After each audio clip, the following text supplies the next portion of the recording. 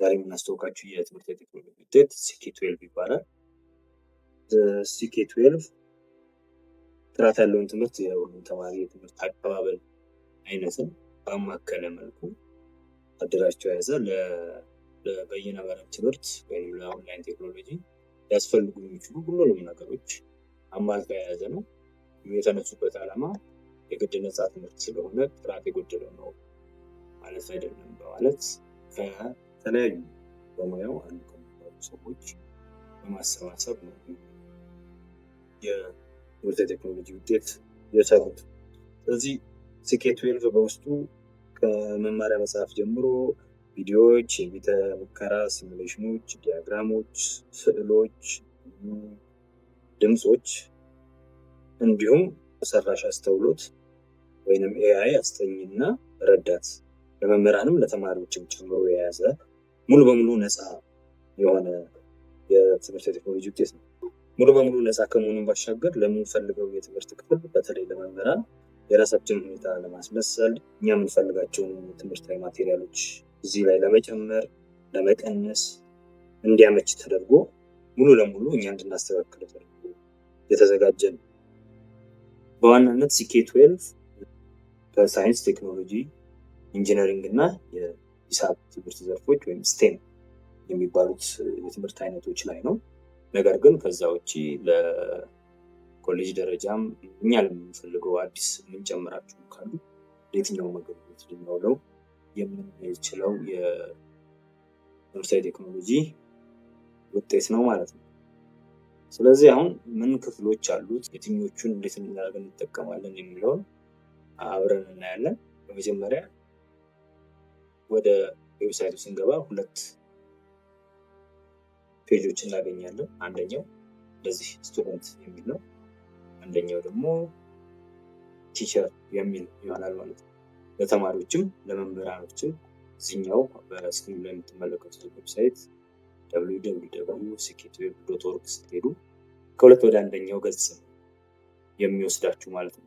እዚህ ጋር የምትመለከቱት የሰው ሰራሽ አስተውሎት አስጠኝ ነው ለተማሪዎች። የተለያዩ ጥያቄዎችን እዚህ ጋር በመጠየቅ ማጥናት የሚያስፈልጉ እንዳስጠኝ ያገለግላል። ጥያቄዎችን መጠየቅ ይችላል። እነዚህን በሙሉ በኋላ በዝርዝር የምንመለከታቸው ይሆናል። ስለዚህ እዚህ ጋር ከሄድን በኋላ መጀመሪያ የምናደርገው ነገር በተማሪ በአስተማሪ ስንገባ እንደዚሁ መጠቀም እንችላለን፣ ሳይን አፕ ሳናደርግ ወይም ሳንመዘገብ ማለት ነው። ነገር ግን መመዝገቡ በተለያየ ጊዜ የምንጠቀማቸው ነገሮች ሰብስቦ ስለሚይዝልን ካቆምንበት ለመቀጠል እንዲመቸን በተለይ ለመምህራን ክላስ ለመፍጠር ተማሪዎችን ለማስገባት የሚነበቡ ነገሮችን ለመስጠት እንዲሁም ለትምህርት ቤቶች ተማሪዎችን መምህራኖቻቸው እንዲጠቀሙት የሚፈልጉ ከሆነ የግድ ሳይን አፕ ማድረጉ አስፈላጊ ነው። ስለዚህ ወደ ሳይን አፕ ፔጁ መሄድ ይኖርብናል ማለት ነው። በመግባት ይህንን በመንካት ወይም ከታች በተቀመጡት አማራጮች አንዱን በመምረጥ ኢሜላችንን አስገብተን ፓስወርድ ካስገባን በኋላ ሳይን አፕ አደረግን ማለት ነው። ሳይን አፕ ካደረግን ወይም ከተመዘገብን በኋላ እንዳልኳችሁ እንደዚህ አሁን የኛ የኤርቴክ ኦል-ኢን ዋን ስለሆነ የራሳችንን ፕሮፋይል እዚህ ጋር ይፈጥርልናል። ዳሽቦርድ ይኖረናል። እኛ የተጠቀምናቸውን ያዘጋጅናቸው ነገሮች ካሉ ተማሪ ከሆነን ደግሞ እያጠናናቸው የነበሩ ትምህርቶች ካሉ የሚቀመጥበት ዳሽቦርድ ይኖረናል። ላይብረሪ ይኖረናል። ስለዚህ እስኪ እንመልከተው። እዚህ ጋር በትምህርት አይነቶች የተደራጀ ነው። ማትስ፣ ሳይንስ፣ ሶሻል ስተዲስ በክፍል አይነት እንደዚሁም በቋንቋ ጭምር የተደራጀ ነው። እዚህ ጋር ለትርጉም የተተረጎሙባቸው ቋንቋዎች አሉ። አሁን ያለነው በተማሪዎች ስቱደንት በሚለው ገጽ ላይ ነው። እዚህ ላይ ተማሪዎች የትምህርት አይነት መርጠው ከዚህ ውስጥ ከሚገኙት ውስጥ ትምህርቱን መከታተል ማየት የሚችሉበት ነው። ብዙ አይነት ትምህርቶች አሉት በስሩ። በእያንዳንዱ የትምህርት አይነት እዚህ ላይ የምትመለከቱት መጽሐፍ፣ ቪዲዮ፣ እያንዳንዱ የምትመለከቷቸው ሊስቶች ውስጥ የተለያዩ ምዕራፎች፣ እነዚህ ምዕራፎች ውስጥ ደግሞ የቪዲዮ ማስተማሪያዎች፣ ቅድም ያነሳቸው ለትምህርት መረጃ የሚያስፈልጉ ነገሮች በሙሉ የተካተቱበት ነው። ተማሪዎች ከዚህ ውስጥ አንዱን መርጠው መለማመድ፣ ጥያቄዎችን መስራት፣ አስፈላጊ ሲሆንም የሰው ሰራሽ አስተውሎትን በመጠቀም የሚፈልጉትን የትምህርት አይነት እንዳስጠኚ እየጠየቁት ቀለል አድርጎ እንዲያስረዳቸው፣ ጥያቄ እንዲጠይቃቸው ማድረግ ይችላሉ ማለት ነው። እዚህ ውስጥ የተለያዩ ክፍሎች አሉት። ፍሌክሲ 2.0 የሚል አለ፣ ስተዲ ጋይዶች አሉ፣ አዳፕቲቭ ፕራክቲስ አለ። እነዚህ ምን ማለት ነው በየተራ እንመለከታቸዋለን። እዚህ ጋር ደግሞ የምንመለከተው ከመምህራን ፔጅ ስንገባ የምናገኘው ለመምህራን ተብሎ በሰው ሰራሽ አስተውሎቶች መምህራን እንዲረዳ የተዘጋጁ ብዙ ነገሮች አሉ። እዚህ ጋር ለምሳሌ የምትመለከቱት ኩዊዝ መፍጠሪያ ያለው፣ ጥያቄዎችን መፍጠሪያ፣ ለተማሪዎች የንባብ ደረጃን የምናስተካክልበት፣ ለምሳሌ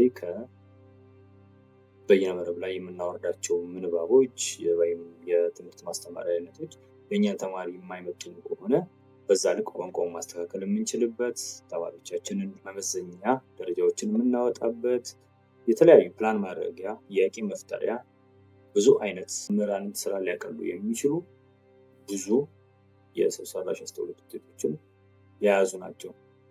እዚህ ጋር እንደምትመለከቱት 352 ሚሊዮን ሰው አገልግሏል። CK12 ብዙ ተጠቃሚ ባለሙያ እንዳለው መመልከት እንችላለን። ከዛ በመቀጠል የምናልፈው ወደ ዚህኛው ገጽ ነው። ይህ ፍሌክሲቡክ 2.0 ወይም ፍሌክሲቡክስ የሚባለው የCK12 ልብ የሚባለው ነው። ምክንያቱም ብዙዎቹን የትምህርት ውጤቶች በአንድ ላይ የያዘ ወይም እኛ በኖርማሉ መጽሐፍ የምንለውን በውስጡ ምስል፣ ጥያቄም ሰንጠረዥም የሚይዘውን የሚወክል ነው የሚሆነው። ነገር ግን ይሄ ዲጂታል እና በደንብ ተማሪዎች ኢንጌጅ ሊያደርጉበት የሚችሉ አይነት ነው። ስንጀምር እንደዚህ ይመስላል።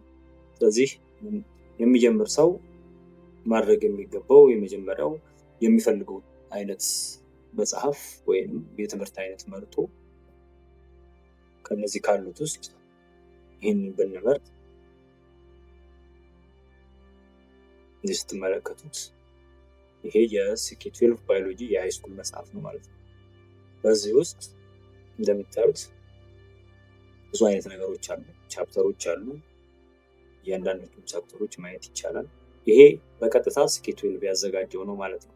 ቅድም እንደነገርኳችሁ የCK12 ለየት ያለው አንደኛው ነገሩ ምንድነው? እነሱ ያስቀመጡትን ይህንን ተጠቅመን ለምሳሌ ለእኛ ለሀገራችን ካሪኩለም ኤዲት አድርገን ወደኛ ማምጣት የምንችልበት መንገድ ክፍት ነው። አሁን ግን የምናየው እንዳለ ስንጠቀሙ ምን ይመስላል የሚለው እዚህ መጽሐፎቹ እንደዚህ ብከፍትና የመጀመሪያውን ርዕስ እንመልከተው። እንደዚህ እንደምታዩት ይህ መጽሐፍ ምናለው ምስሎች አሉት፣ ጽሁፎች አሉ። እዚሁ ላይ ተማሪዎች ሲያነቡ ምልክት የሚያደርጉበት፣ እዚህ የሚያስነቡበት፣ ሃይላይት የሚያደርጉበት፣ እንደዚሁም ሰው ሰራሽ አስተውሎቱን ስለዚህ ነገር እዛው ላይ ካልገባቸው ሊጠይቁበት፣ አስጠኚውን ሊጠይቁበት የሚችሉትን ነገሮች የያዘ ነው። እንዲሁም የራሳቸውን ኖት እዚህ ላይ መጻፍ እንዲችሉ ይህንንም ያመቻቸ ነው ማለት ነው። በተቻለ አቅም ለተማሪዎች ምቹ የሆነ ሁኔታ ሊፈጥር እና ብዙ ነገሮች በአንድ ገጽ ላይ ይዟል ማለት ነው። እንደምትመለከቱት እዚያ ጋር ዲያግራም አለ፣ ፎቶ አለ፣ ጥያቄዎች አሉ። እስካሁን ያለውን እዚህ የምናያቸውን ርዕሶች ምን ያህል ተረድቻለሁ የሚለውን የሚታይበት እንደዚህ ጥያቄዎች አሉ። ስንሳሳት የራሱ የሆነ እዚህ ጋር ፊድባክ ወይም ግብረ መልስ ይሰጠናል ማለት ነው። ለተማሪዎች ሂንት አለው ወይንም ሶሉሽንም ጭምር ይሰጠናል። እዚህ ጋር እንደምታዩት የተወሰነ አይነት ማብራሪያ ይሰጠናል። በቀጥታ ግን መልሱን አይመልስልን። ምክንያቱም በቀጥታ ከመለሰልን የመማሩን ሂደት ስለሚጎዳው ማለት ነው። በመጨረሻ እዚህ ጋር እንደምትመለከቱት ደግሞ ቪዲዮውን ጭምር አብሮ የያዘ ነው።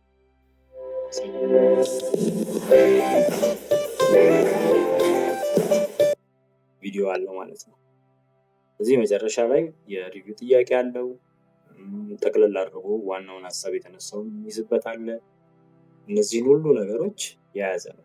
ከዛ በተጨማሪ እዚሁ እንዳለን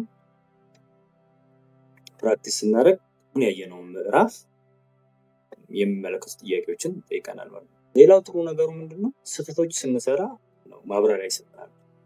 እንደዚህ ጋር እንደምትመለከቱት ይህንን ጥያቄ በትክክል አላገኙም። ስለዚህ ልክ ጥያቄው እንደተሳሳትኩ ሲታይ በዚህኛው በኩል አስጠኙ የሰው ሰራሽ አስተውሎት አስጠኙ ለማስረዳት ሙከራ ያደርጋል ማለት ነው። ስለዚህ እዚህ ጋር ሂንት ይሰጠኛል።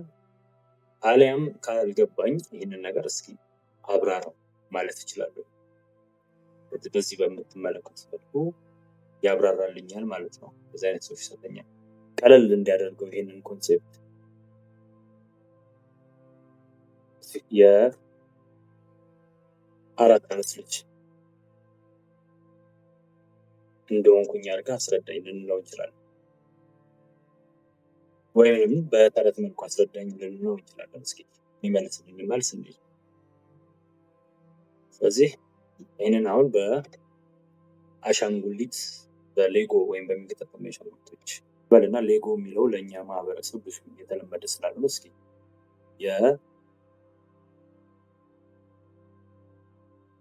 የእንስሳት ተረት በመጠቀም እንዲያስረዳን እስኪ እንሞክር።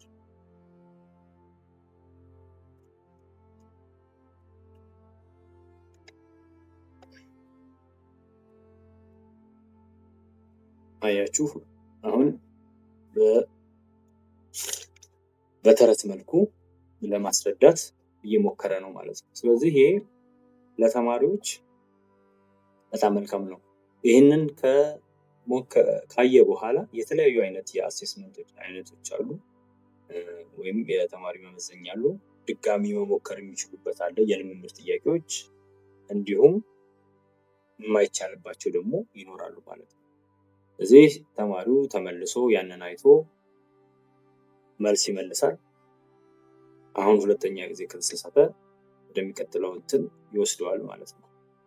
እንደዚህ እያሉ ተማሪዎቹ የሚለማመዱበትን ሁኔታ የያዘ ነው ስኬት ዌቭ። ከዛ በቂ የሆነ ጥያቄዎች ስንመለስ እዚህ ጋር ኮንሴፕቱን ምን ያህል እንደተረዳው አንድ ተማሪ የሚያሳይ ሜትር ይመጣል። ይህንን እያየ ነው በምንሄድበት ጊዜ የሚያመጣው ነገር ይኖራል፣ ምን ያህል አውቆታል የሚለውን ማለት ነው። ስለዚህ አሁን እዚህ ጋር የተሳሳተ ነው፣ እየተሳሳትን እንሂድ ምን ያደርጋል የሚለው ማለት ነው። ልክ እንደዚህ በጣም በተደጋጋሚ በምንሳሳትበት ሰዓት ምን የሚል እሳቤ አለ? አንድ ተማሪ እዚህ ቦታ ላይ ማለፍ ያልቻለው ከኋላ ያሉ የትምህርቱ ርዕሶችን ስላልተረዳቸው ነው ብሎ ስለሚያስብ ተደጋጋሚ በመሳሳት ምክንያት ይህንን አምጥቶልኛል ማለት ነው። ይሄ ምንድነው? ከዛ በፊት ያሉ ርዕሶችን እንድረዳ የሚያግዙኝ ማንበብ ያለብኝ ከዛ በፊት ማወቅ ያለብኝ ተብሎ የሚታሰቡ ነገሮችን ይጠቁመኛል ማለት ነው። አንደኛውን መርጬ ማንበብና ራሴን ማሻሻል እንድችል እድሉ ይሰጠኛል ማለት ነው። ይሄ እንግዲህ ብዙዎቻችን ተማሪዎቻችን ከትምህርት ቤቶች አናገኛቸውም። ራሳቸው ቁጭ ብለው በሚጠቀሙበት ጊዜ እንደዚህ ማድረግ ከቻሉ ጥቅሙ ያው ለወላጅም ለመምህርም የሚነገር ነገር አይደለም። ስለዚህ ወደ ተጠቆሙት ምክሮች እናልፍና እዛ ላይ ያሉትን ነገሮች አንብቦ ይመለሳል ማለት ነው። ተማሪው ያንን ሪቫይዝ እንዲያደርግ ወይም ተመልሶ እንዲያጠና እድሉን ይሰጣል። አንደኛው ጥሩ የሆነ ጥሩ ኤሌመንት እሱ ነው። በመቀጠል ያው አንዳንድ ሀሳቢዎች ለተማሪ ክፍል ውስጥ ለማስረዳት ወይም ተማሪም ብቻውን ቁጭ ብሎ መጽሐፍ በማንበብ ለመረዳት የሚከብዱ ናቸው። ለምሳሌ ቤተ ሙከራ የሚፈልጉ ሪቃዎች የሚፈልጉ ሊሆን ይችላሉ። ለምሳሌ አሁን እዚህ ጋር የምትመለከቱት ውሃ ቦታዎች ላይ መሄድ፣ የአይሮፕላንን እናስረዳ ብለን እነዚህ በሙሉ ክላስ ውስጥ ልናመጣቸው የምንችላቸው ነገሮች አሉ። ስለዚህ ይህንን በምስሎች ወይም አኒሜሽኖች በመታገዝ ነው ማለት ነው። ስለዚህ እዚህ ውስጥ በአብዛኛው የፊዚክስ እና የኬሚስትሪ ኮንሴፕቶችን በሲሙሌሽን መልኩ እንደዚህ ተቀምጠዋል ማለት ነው። እነዚህን ለምንፈልገው ተማሪዎች መስጠት ወይም የትምህርቱ አካል ማድረግ እንችላለን። እንደገና ተማሪዎች ደግሞ አንድ ርዕስ ከሆነ መጥተው ማየት የሚፈልጉትን ርዕስ በበለጠ ለመረዳት ከፍተው ተጠቅመው ማየት የሚችሉ ይሆናል ማለት ነው። እስቲ ለምሳሌ እነዚህን ነገሮች በመነካካት ይህንን ብናደርግ አውሮፕላን ወዴት ይሄዳል የሚለውን ነገር እንመልከት። እንዲህ ብናደርግ ስለዚህ ተማሪዎቹ ምንድነው እያንዳንዱን የሚረዱትን ኮንሴፕት እየሞከሩ እያዩ ምን ማለት እንዲሆን እየተማሩ ሂንት እያገኙ በደንብ ኢንተራክቲቭ በሆነ መልኩ ድርቅ ካለ መጽሐፍ ይልቅ በአዝናኝ ሁኔታ ወይም የተለያዩ የተማሪዎችን የመማር አይነት በምስል የሚማረውን በመነካካት መማር የሚችለውን በመስማት መማር የሚችለውን በማንበብ መማር የሚችለውን ጭምር ከግምት ውስጥ አስገብተው የተዘጋጁ ናቸው ማለት ነው። ሌላው የSK12 አንደኛው ክፍል ፕሊክስ ነው። ፕሊክስ ፕሌይ፣ ለርን፣ ኢንተራክት እና ኤክስፕሎር የሚሉ ሀሳቢዎችን የያዘ ሲሆን የሳይንስ ኮንሴፕቶችን ቀለል ባለ ለተማሪዎች ራሳቸው እየሞከሩ እያዩ ውስብስብ የሆኑ የሳይንስ ኮንሴፕቶችን በቀላሉ እንዲረዱ ማብራሪያ እንደዚሁም የምንመልሳቸው መልሶችን የያዘ እንደዚህ ያደረጉ ስህተቶችን ሲሳሳቱ መልስ እየተሰጣቸው እንደገና እየሞከሩ እንደዚሁም ራሳቸው ጥያቄ እየመለሱ እዚሁ ሂንት እያገኙ በተመሳሳይ ሁኔታ እንደ ሲሙሌሽኑ የሳይንስ ኮንሴፕቶችን ወይም የሳይንስ ርዕሶችን በቀላሉ ሁኔታ እንዲረዱ የሚረዳ ነው ማለት ነው። በመቀጠል የምናየው አዳፕቲቭ ፕራክቲስ እና አዳፕቲቭ ፕራክቲስ ተማሪዎች ከቀላል መካከለኛ እና ከባድ በሆኑ ጥያቄዎች የተውጣጡ የሚያጠኑት የትምህርት ርዕስ ላይ ጥያቄዎች የሚቀርቡበት ነው። ይሄ ለየት የሚያደርገው ምንድን ነው? የሚሳሳቱትን እያየ ቅድም እንዳየነው የራሳቸውን ፕሮግረስ የት እንዳሉ ያሳያቸዋል ማለት ነው። የት እንደደረሱ የት እየሳቱ እያለ እንደገና ለአስተማሪው ደግሞ አስተማሪ ከሆነ ይህንን ነገር ለእነሱ የሰጣቸው አንድ ተማሪ መቼ ነው ያንን ነገር ያየው፣ ለስንት ደቂቃ ተጠቀመው፣ የትኞቹን ጥያቄዎች ይስታል፣ ለምን ያህል ጊዜ ሞከረው፣ ምን ያህል ጊዜ ሳሳለፈ የሚለውን የእነዚህ መለማመጃዎች ላይ ተማሪው እያደረገ ያለውን ጥረት መምህሩ አይቶ ድጋፍም እሱን የመሰለ ለብቻው ለአንድ ተማሪ የሚሆን ድጋፍ ልናደርግለት እንችላለን ማለት ነው። እዚህ ቦታ ላይ አሁን ሁለት ተማሪዎች አንደኛው 20 ሰከንድ አንደኛው 40 ደቂቃ አጥፍተው እኩል አነስ ያለ ውጤት ቢያመጡ ለሁለቱ የሚሰጠው ምክር የተለያየ ይሆናል ማለት ነው። በዚህኛው ተጨማሪ ጊዜ እንዲያሳልፍ፣ ለዛኛው ደግሞ ያልገቡት ነገሮች ካሉ እነሱ እንዲያሻሽል ወይንም ተጨማሪ የማንበቢያ ወይንም ተጨማሪ የሚያስፈልጉት እርዳታዎች ካሉ እንድናደርግለት ይሄ መረጃው ይጠቅመናል ማለት ነው። የተማሪዎችን እየሄዱ ያሉበትን ነገር እንድናይ፣ የት እየደረሱ እንዳሉ እንድናይ ያደርገናል። በመቀጠል እዚህ ጋር የጥናት መመሪያ ወይም የጥናት ጋይዶች በየርዕሱ በየትምህርት አይነቱ በዚህ ተደራጅተው ተቀምጠዋል።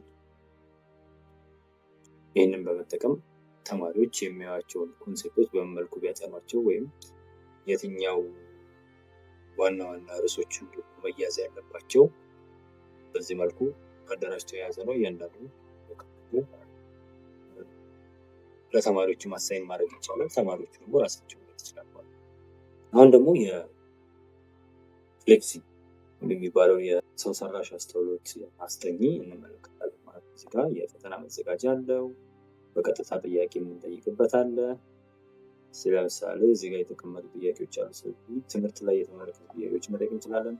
ወይም ደግሞ ርዕስ በመምረጥ እንደዚህ ርዕሶችን በመምረጥ በቀጥታ ባዮሎጂ ነው የሚዘጋጀው ብለን በቀጥታ ወደ ጥያቄዎቹ ርዕሶች መርጠን ሴል ባዮሎጂ ላይ ፓርትስ ኦፍ ሴል ነው መማር የምፈልገው ብንለው በዛ የሚሆኑ ጥያቄዎችን ያዘጋጅልናል ማለት ነው።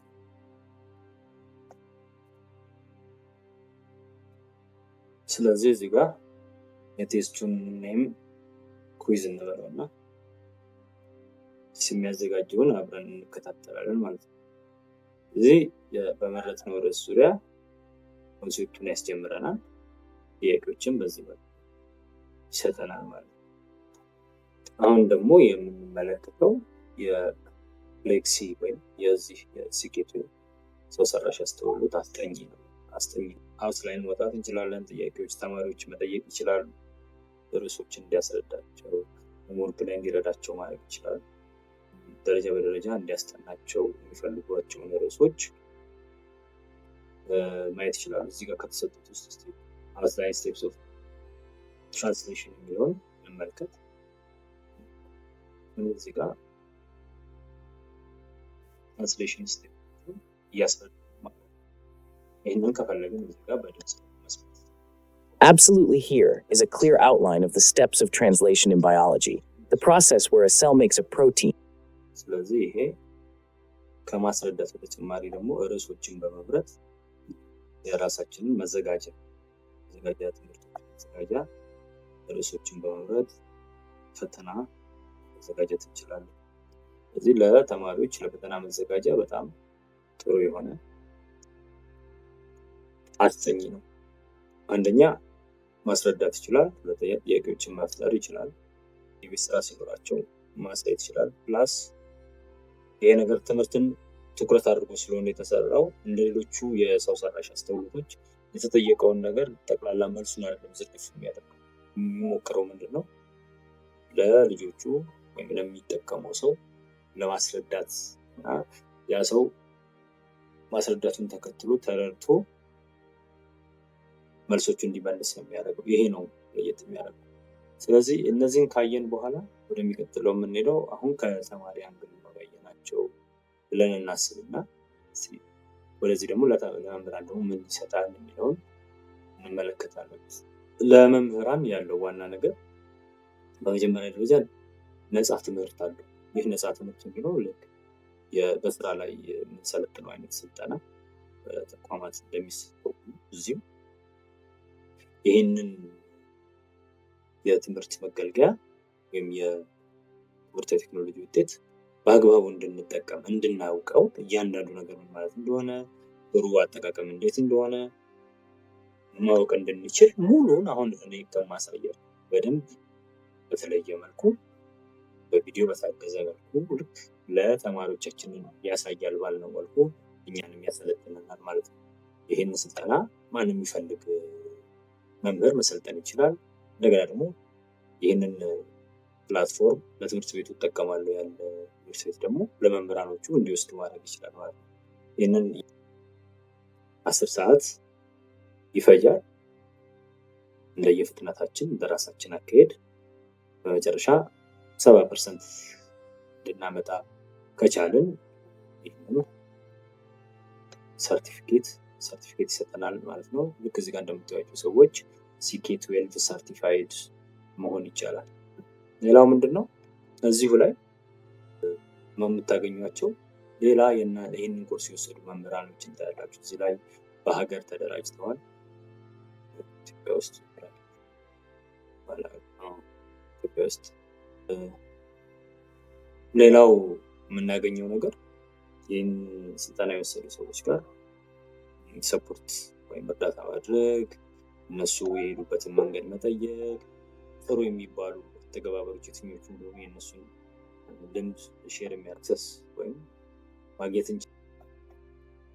ሌላው ማየት የምንችለው ነገር በዚሁ አጋጣሚ ሳይቻችሁ ልለፍ ወደ አማርኛ ቋንቋ መተርጎም እንችላለን። ወደ አማርኛ ቋንቋ ትርጉም የሚያስችለንን የጉግል ተርጎሚያ አብሮ እዚሁ ሲኬት ያለ ማለት ነው። ሙሉ ለሙሉ እርግጥ ያለ የአማርኛ ኩያ የሆነ ትርጉም ባይተረጉምም ለመረዳት በሚያስችል ሁኔታ እንግሊዝኛ ለሚቸገረን ሰዎች የተወሰነ ቢሆን ይረዳል ብለን እናስባለን። ስለዚህ ለመምህራን ምን አለው ማለት ነው ዳን ሰርቲፋይድ የሚሆኑበት ራሳቸውን የሚያስደርጉበት ፕላትፎርሙን የሚለማመዱበትንም ነፃ የትምህርት ያለውን ክፍያ ሰርቲፋይ ያደርጋል ማለት ነው። ከዚህ በተጨማሪ ለመምህራን ምንድን ያሉት የሚዘጋጁ ዌቢናር እንደ ሴሚናር ኦንላይን የሚዘጋጁ ናቸው። ዌቢናሮች የተለያዩ መምህራን ወይም ራሱ የስኬትዌል ፈጣሪ ድርጅት የሚያዘጋጃቸው በተለያዩ ገጠር የሚዘጋጁ እንዴት ነው ከሌላ ማስተማሪያ መገልገያዎች ጋር እንዴት እናቀናጀዋለን። ለምሳሌ የጉግል ክላስሩም ክላስሩም አለ፣ ስኩሎጂ አለ፣ ካንቫስ አለ። ከእነዚህ ሁሉ ጋር እናቀናጀዋለን የሚለው አንደኛው ነው። ሲሚሌሽን እንዴት እንጠቀማለን፣ ፈተናዎች እንዴት እንፈትናለን። እነዚህ በሙሉ ለዚህ ፕላትፎርም ከዚህኛው ሰርቲፊኬቱ በተጨማሪ እውቀትን ደግሞ መምህሩ እየተገበረው ባለበት ሰዓት ራሱ እያሻሻለ እንዲሄድ ወይም የበለጠ እንዲረዳው። ቅድም ይህንን መጀመሪያ ላይ አንስተነው ነበር። ፍሌክሲት ፖይንቱ ኦልሬዲ የተሰሩ በተለያየ ርዕስ አሉ መጽሐፍቶችን ማየት እንችላለን። እነዚህ መጽሐፍቶች መጀመሪያ እንዳሳያችሁ የተለያዩ ነገሮችን በውስጣቸው የያዙ ናቸው። በቋንቋ አለ፣ ሰብጀክት መፈለግ እንችላለን። እስቲ ባዮሎጂን በዚህ ምሳሌ ላይ እየጠቀመ የነበረው ባዮሎጂ ስለሆነ የሃይስኩል ባዮሎጂን የተመለከተ ምን ያህል መጽሐፍ የሚለውን በራሱ በሲኬ12 ወጋጁ። ከዚህ ጋር ዝቅ ብሎ ኮሚኒቲ ኮንትሪቢዩትድ የሚባሉ አይነቶች አሉ። ኮሚኒቲ ኮንትሪቢዩትድ የሚለው እዚህኛው ሊስት ውስጥ ሲኖር የሚያሳየው ምንድን ነው? ሲኬ12 ራሳቸው ከሚያዘጋጇቸው መጽሐፎች ውጭ በሌላ መምህራን የተዘጋጁ በሌላ ትምህርት ቤቶች የተዘጋጁ፣ ለምሳሌ እኔ የራሴን አዘጋጅቼ እዚህ ላይ አፕሎድ ባደረግ ከሲኬ12 ማህበረሰብ የተበረከተ ወይም በእነሱ የተሰራ ብሎ እዚህ ውስጥ በዚህ ርዕስ ዙሪያ አዘየናል ማለት ነው። ስለዚህ ይህ ፍሌክስ ፖይንቶ ላይ ያለው ራሱ የሲኬ12 ውጤቶች ሲሆኑ የቀሩት ደግሞ በመምህራን በመሰል መምህራን የተዘጋጁ ናቸው። ይህንን መጠቀም እንችላለን። ሁለቱን አንድ ላይ ቀላቅለን መጠቀም እንችላለን። እንደ ሁኔታው ለተማሪዎቻችን እንዲመቻች ማድረግ እንችላለን። እዚህ አሁን ባዮሎጂ እኛውን ብንመርጠው እንደዚህ ሆኖ ይመጣል። እንዳየነው በየቻፕተር 13 ቻፕተር አለው። ይሄ ያንዳንዱ ቻፕተር እዚህ ላይ ያለን አማራጭ አለ። አሁን እንደ መምህር ስንመለከተው ለተማሪዎቻችን ይህንን መጽሐፍ መስጠት ወይም አሳይን ማድረግ እንድንችል ያደርገናል። አሳይን ስናደርግ እዚሁ ፕላትፎርም ላይ ነው ወይስ ጉግል ክላስሩም ላይ ነው?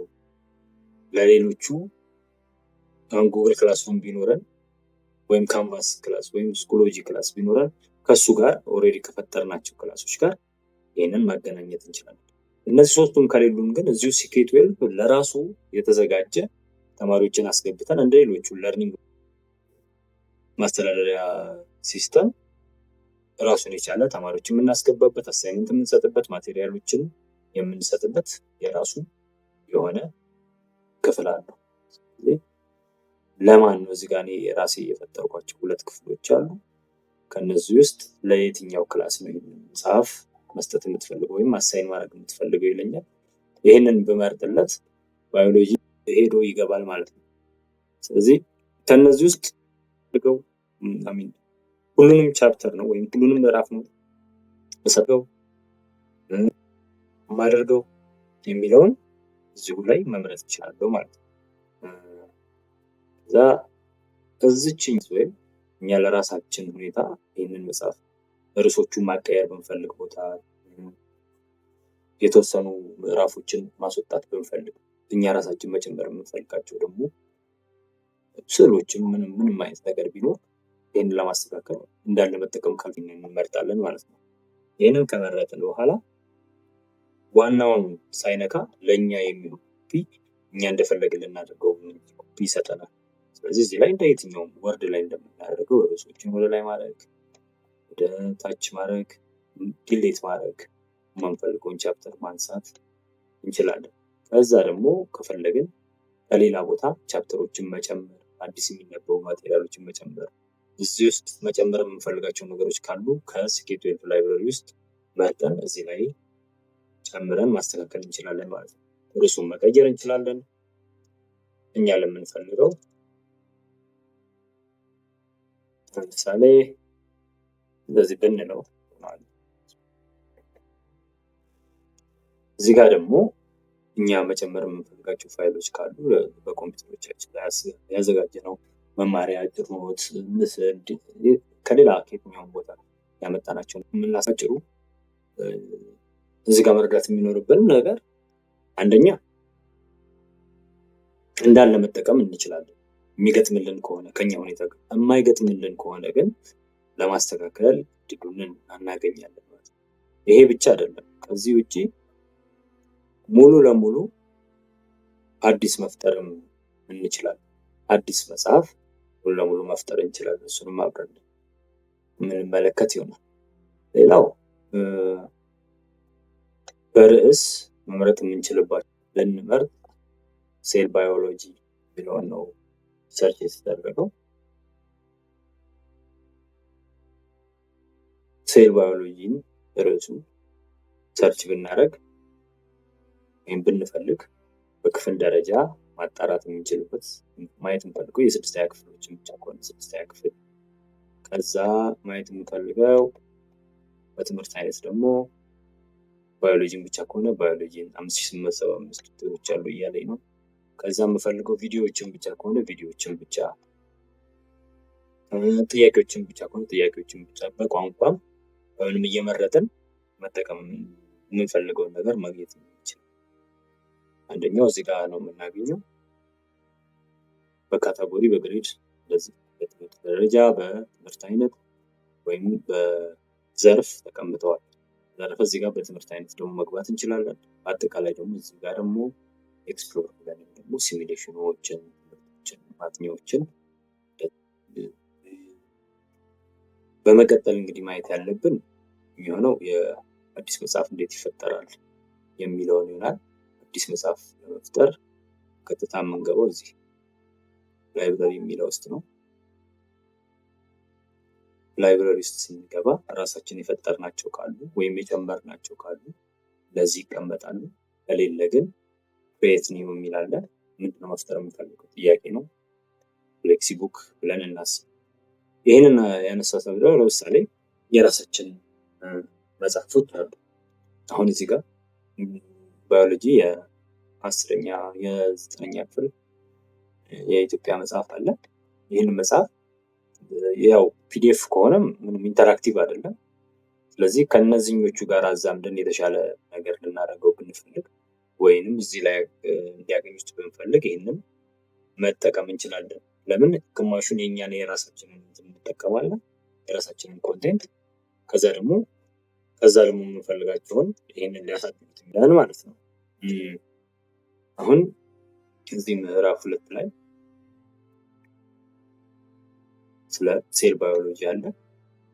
ብንፈልግ ይሄን እነዚህን አይነት ኮንሴፕቶች በዚች እንታለ እዚጋ መፍጠር እንችላለን። ቻፕተር እንጨምር። የመጀመሪያውን ቻፕተር ባዮሎጂ ግሬድ 9 ቢሆን ለመለየት እንዲመቻል 18 እንበለው። እዚህ ውስጥ አዲስ ቻፕተር ብንጀምር ቻፕተር 1 ወይም ቻፕተሩን ዝም ብለን ሴል ባዮሎጂ ነው የሚለው።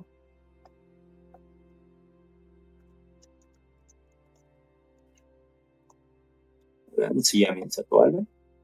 እዚህ ውስጥ ልክ እዛ ጋር እንዳየነው ራሳችንን መረጃ ይሰጠናል ማለት ነው። እዚያው ሴል ባዮሎጂ ስር አዲስ የሚነበብ ነገር ይኖረናል። ሲንግ ሴልስ የሚለውን እና ብናስገባ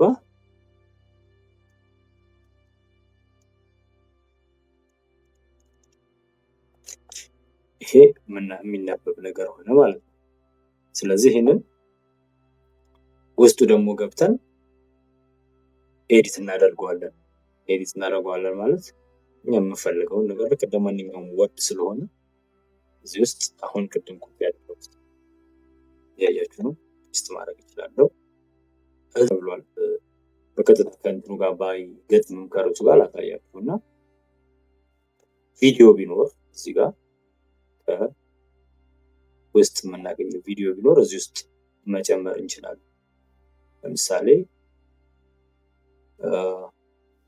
ከዩቲዩብ ላይ ብንፈልግ ሲሚሌሽኖችን መጨመር ሊንክ መጨመር ብንፈልግ እንደ ማንኛውም የወርድ አገልግሎት የሚሰጥ መጻፊያ ያሉ ብዙ ነገሮች አሉ።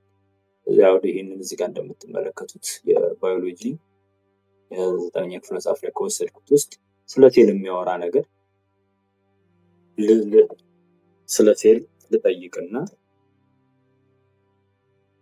ሰርች ሪዛልቱ የሚያመጣልኝን ወይም መፈለግ የሚያመጣልኝን አሁን እዚህ ውስጥ እኔ ማግኘት የምፈልገው ቪዲዮዎችን ነው። ስያሜ እንሰጠዋለን። እዚህ ውስጥ እዛ ጋ እንዳየነው ራሳችንን ምዕራፎች እንድናደራጅ ይሰጠናል ማለት ነው። እዚህ አሁን ሴል ባዮሎጂ ስር አዲስ የሚነበብ ነገር ይኖረናል። ሲንግ ሴልስ የሚለውን ብናስገባ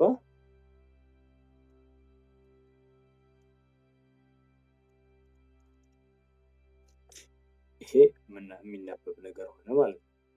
ስለዚህ ይሄንን ውስጡ ደግሞ ገብተን ኤዲት እናደርገዋለን። ኤዲት እናደርገዋለን ማለት እኛ የምንፈልገውን ነገር ልክ እንደ ማንኛውም ወርድ ስለሆነ እዚህ ውስጥ አሁን ቅድም ኮፒ ያደረኩት እያያችሁ ነው፣ ፔስት ማድረግ እችላለሁ።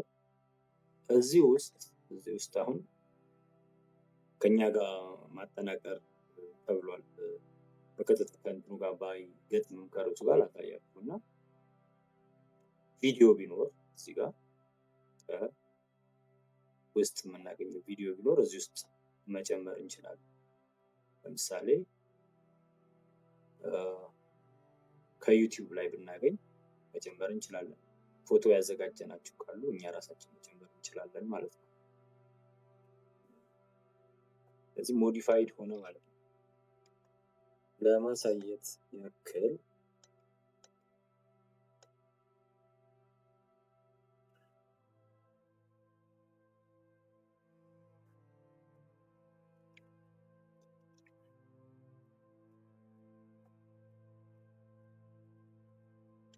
ስለዚህ አሁን እዚህ ውስጥ እነዚህ ካደረግን በኋላ እዚህ ውስጥ አሁን ተጨማሪ ሚዲያዎችን መጨመር ብንፈልግ ሲሚሌሽኖችን መጨመር ሊንክ መጨመር ብንፈልግ እንደ ማንኛውም የወርድ አገልግሎት የሚሰጥ መጻፊያ ያሉ ብዙ ነገሮች አሉ። ያው ይሄንን እዚህ ጋር እንደምትመለከቱት የባዮሎጂ የ9ኛ ክፍል መጽሐፍ ላይ ከወሰድኩት ውስጥ ስለ ሴል የሚያወራ ነገር ብፈልግ እስቲ እዚህ ልግባና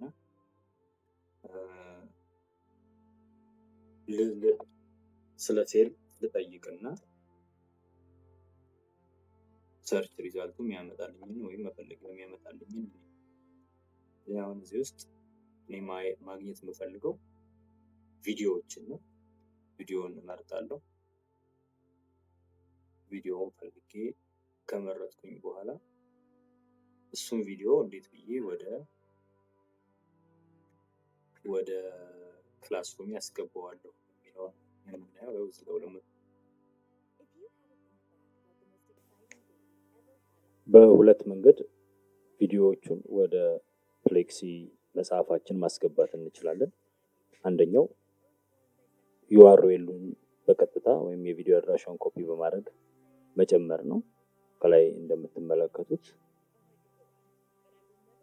ዩቲዩብ ላይ ያገኙትን ቪዲዮ ወይም ሌላ ቦታ ላይ ፈልጌ ክላሴ ወይም ለትምህርቱ ደጋፊ ነው ብዬ ያሰብኩትን ቪዲዮ የቪዲዮ አድራሻውን ኮፒ በማድረግ በፔስት ማድረግ እችላለሁ። በተጨማሪ እዚሁ ከመጽሐፉ ውስጥ ቪዲዮ እንዲከታተሉ ማድረግ የምፈልግ ከሆነ ደግሞ ኢምቤዲንግ የሚባል አማራጭ አለ።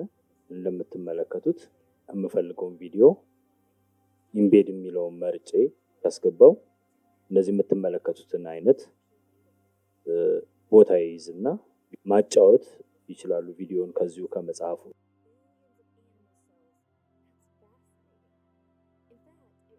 የፍሌክሲ 2.0 መጽሐፍ ላይ ከራሳችን ካሪኩለም ከራሳችን ሰብጀክት የትምህርት አይነት ካሉን መጽሐፎች ላይ ከፒዲኤፎች ላይ እየወሰድን ምስልን፣ ድምፅን እንደዚሁም ሌላ ይረዳሉ የምንላቸውን ዲያግራሞችን ጨምረን በማስገባት ለራሳችን ተማሪዎች በሚመጥን መልኩ የተሰፋ ትምህርት ልናደርገው እንችላለን።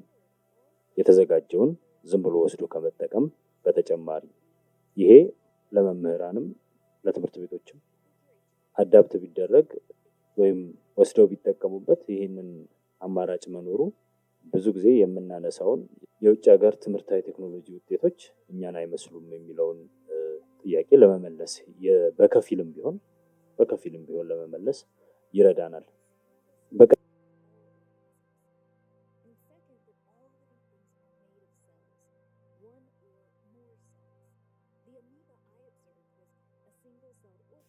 በቀጣይነት የምንመለከተው በሲኪ12 ላይ ክላሶችን እንዴት እንፈጥራለን፣ ተማሪዎችን እንዴት እናስገባለን የሚለውን ይሆናል። ሌላ የማስተማሪያ ፕላትፎርሞችን እንደ ጉግል ክላስሩም ወይም ስኮሎጂ አይነት ለተጠቀመ ሰው ብዙም የሚከብድ አይደለም። ተመሳሳይ ያሉ ነገሮች እዚህም ላይ አሉ። ተማሪዎችን ለማስገባት ወደዚህ ነው የምንሄደው። እዚህ ጋር እንደምትመለከቱት ክሪኤት ኤንድ ጆይን ክላስ የሚል አማራጭ አለ። ጆይን ክላስ የሚለው ያው ለተማሪዎች ነው የሚሆነው። እኛ ግን እንደ መምህር ሆነን ስለሆነ እያየን ያለ ነው ክሬት ክላስ የሚለውን እንመርጣለን። ክሬት ክላስ ካልን በኋላ ጉግል ክላስሩም ወይም ካንቫስ ወይም ስኮሎጂ ካለን እሱን መምረጥ እንችላለን። አሁን ግን እንዴት ብለን በሲኪ12 ላይ ላሉ ክላሶች እንደምንመርጥ ነው የምናየው። የክላሱን ስም እንሰጠዋለን። ለዚህ ኤግዛምፕል ማት እንበለው። ለምንፈጥረው ክላስ ዲስክሪፕሽን እናስገባለታለን። ካሉት ላይ ደግሞ ከሆነ ክፍሉን እንመርጣለን። እንደዚህ ከለሩን መርጠን የራሳችንን እንዲመስል አድርገን ክሬት ክላስ እንለዋለን። እንደዚህ እንደምትመለከቱት ያው ማት የሚለው ክላስ ተፈጥሯል። አሁን ክላሱ ባዶ ነው፣ ተማሪዎች የሉበትም። ስለዚህ ተማሪዎችን መጨመር ይኖርብናል። ተማሪዎችን በሁለት መልኩ መጨመር እንችላለን። አንደኛው ኮዱን በመስጠት ነው። እዚህ ጋር የምትመለከቱትን ኮፒ የተደረገውን ኮድ ለተማሪዎቹ በመስጠት ያንን ኮድ ሲያስገቡ እኛ ወደ ፈጠርነው ክላስ ይወስዳቸዋል። አለበለዛ ሁለተኛው መንገድ ደግሞ ተማሪዎችን እኛ ራሳችን ማስገባት ነው። ሲኪ12 ላይ ከሌላ ለርኒንግ ማኔጅመንት ሲስተም ካዩዋቸው ጉግል ክላስሩም ላይ አሁን ለምሳሌ ኢሜል ሊኖረው ይገባል ተማሪ። እዚህ ላይ ግን ኢሜል ሳይኖራቸው መምህሩ ራሱ ዩዘር ኔም እና ፓስወርድ መግቢያ ለእያንዳንዱ ተማሪዎቹ አዘጋጅቶ እሱም ብቻ በመጠቀም በቀጥታ መግባት ይችላሉ። የኢሜል ፓስወርድ ረሳሁ፣ ኢሜል የለኝም የሚለውን ወይንም እድሜያቸው አነስ ያሉ ከሆኑ ይሄ ለአስተማሪው ማኔጅ የሚያደርግበትን እድል ይሰጠዋል። ስለዚህ ኢሜል የሌላቸው ተማሪዎች ካሉን በዚህ መልኩ ስማቸውን፣ ላስትኔማቸውን፣ የአባታቸውን ስም፣ ዩዘርኔም እና ፓስወርድ ሰጥተናቸው ራሳችን እንሰጣቸዋለን ወይም አድ እናደርጋቸዋለን። ወደ ክላስ ውስጥ እንዲገቡ እናደርጋቸዋለን። መምህሩ የፈጠራቸውን የተለያዩ የትምህርት አይነቶች እንደየክፍል ደረጃው ወይም እሱ ባደራጀበት መልኩ አንድ ቦታ በራሱ ፕሮፋይል ተሰብስበው ከነተማሪዎቹ እዚህ የራሱ የሲኪ12 ላይብራሪ ውስጥ በአድራሻው ሲገባ እንደተሰበሰቡ ያገኛቸዋል። በቀጣይነት የምናየው ተማሪዎችን ካስገባን በኋላ ሲኪ12 ራሱ የሆነ ተማሪዎቻችን የቱ ጋር እንዳሉ፣ ምን እየሰሩ እንደሆነ፣ የትኛው አሳይመንት ላይ ምን እንዳመጡ መከታተያ ለመምህራን ጠቃሚ የሆነ ደግሞ ክፍል አለው። ለምሳሌ ይህንን ኮርስ ገብተን ብናየው ተማሪዎቻችን እየተጠቀሙት ነው ወይም እየተማሩ ነው ብለን ብናስብ እዚህ ውስጥ እየገባን በተማሪዎቻችን ዝርዝር የእያንዳንዱን ተማሪ ውጤት ምን ያህል ጊዜ እያሳለፈ እንደሆነ፣ የትኛው ላይ ደካማ እንደሆነ፣ የትኛው ላይ ጠንካራ እንደሆነ ማየት ያስችለናል። እንደምትመለከቱት እዚህ ጋር የክላስ ሪፖርት ያሳየናል። ይህ ሪፖርት የሚያሳየው እያንዳንዱ ተማሪ ፕራክቲስ ስንት አመጣ፣ እያንዳንዱ ተማሪ ምን ያህል ፖርሽን ሸፈነ፣ ምን ውጤት አመጣ፣ የትኛው ላይ ደከም ያለ ውጤት አምጥቷል ወይ፣ መሟላት ያለባቸውን ነገሮች በሙሉ አሟልቷል ወይ። እንደዚህ የተማሪዎችን ሙሉ ዝርዝራቸውን በመያዝ ለየአንዳንዱ ተግባር የክላስሩም ወይም የክፍላችን ተማሪዎች ምዘና የሰጠንባቸውን ወይም መሟላት ያለባቸውን የኮርሱ ክፍሎች ተማሪዎች ምን ደረጃ ላይ እንዳሉ እንደዚህ መከታተል እንችል ያደርጋል። እዚህ ላይ ከመጀመሪያው ጀምሮ ስናያቸው የነበሩ ኩዊዞችን፣ ንባቦችን፣ መነበብ ያለባቸውን የፕራክቲስ ጥያቄም ሲሙሌሽኖችን እኛ አዘን መሟላት አለበት ብለን ክላሳችን ውስጥ እዛ መጽሐፍ ውስጥ እስካስገባ ነው ድረስ የሄዱበትን ምን ያህል ከቨር እንዳደረጉ ያሳየናል። ይሄ በጣም ጠቃሚነቱ ለእያንዳንዱ ተማሪ የተሰፋ እንዳልነው እርዳታም ለተማሪዎቻችን ፐርሰናላይዝድ ወይም ለነሱ የሚሆን ምክርም የጥናት ፕሮግራምም የተለያዩ ነገሮችን ለማውጣት ይጠቅመናል። እንደዚሁም ከዚሁ ከሪፖርቱ ላይ ሳንወጣ ተጨማሪ አሳይመንት የምንሰጣቸው ከሆነ እሱን መስጠት እንችላለን። ይህንን የተማሪዎች ውጤት ለውሳኔ መስጫነት ወይንም ለምርምር መዋል እንችላለን ኤክስፖርት አድርገን።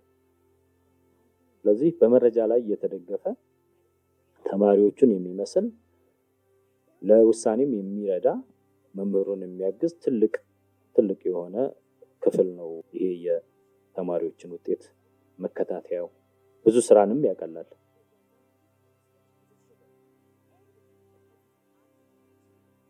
እስካሁን እንግዲህ የተከታተላችኋቸው የሲኬ12 ዋና ዋና ክፍሎች ብዬ ያየኋቸውን ነው። እንደምትመለከቱት ጠቃሚ ሪሶርስ ነው። የበለጠ ወደ ውስጥ ገብቶ የበለጠ ለመረዳት የሚፈልግ መምህር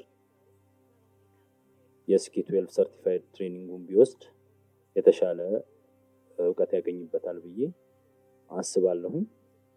ለዛሬው ግን በዚሁ ይብቃን። ሰላም።